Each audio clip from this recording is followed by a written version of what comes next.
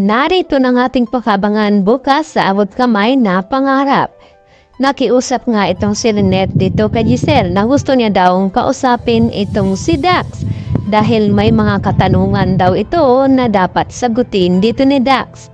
At dito naman na tinawagan agad ni Giselle itong pulis na may hawak sa kaso dito ni Dax at kung papayag nga bang itong si Dakanay na makipagkita dito nga kay Ma'am Giselle.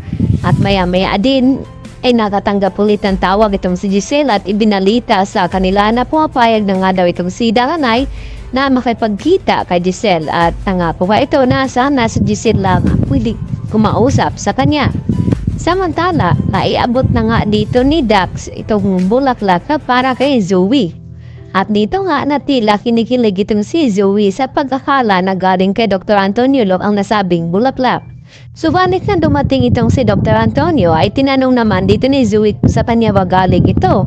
At dito naman ay tinatanggi ni Dr. Antonio na hindi daw siya nagbibigay ng bulaklak. At sa inis ni Zoe ay itinapon niya itong bulaklak at kinuha naman ito ni Dr. Prado. At nang makalabas nga itong si Zoe ay nakita ni Dakanay na papunta itong parking area kung saan ay sinundan niya ng palihim itong si Zoe at doon nga na kinumpronta ni Dakanay itong si Zoe na baka nakakalimutan ito na may atraso pa itong si Zoe sa kanya. At sakto naman na papasok na sana ng Apex itong si Justin ay dito niya nakita itong si Zoe at itong lalaki at hindi na mumukha ni Justin dahil nakatalikod na ito at sa tingin niya na parang boyfriend daw ito ni Zoe at nagtanong itong si Justin sa mga kaibigan ni Annalyn dahil sila daw ang mga marites sa Apex kung may boyfriend daw itong si Zoe at sinabi daw nila na wala naman daw dahil kanina lang may nagbibigay daw ng bulaklak at tila may bumubulong dito kay Justin na hindi naman daw ito boyfriend ni Zoe.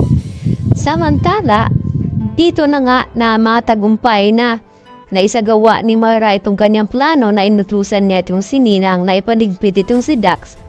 At agad naman na pinakilos agad ni Ninang ang tauhan niya sa labas upang puntahan ang nasabing witness dito ni Moira at dito na sinabi ng witness na ito na nakikita na daw niya itong target at sakto naman na nakipagkita itong si Lynette dito nga kay Dakanay at nang magkaharap nga sila dito naman na nasampal muna ni Lynette itong si Dax at sinabi na dapat daw ay hindi lang pagkapuluang parusa na dapat sa lalaking ito at dito naman napansin ni Dakanay ang isang waiter na may bitbit na isang baril at dito nagulat itong si Lynette at sinundan naman dito ni Annalyn itong kanyang ina na dahil nag-alala nga ito na pupuntahan niya nga itong si Dax kung saan siya magiging star witness dito nga ni Moira.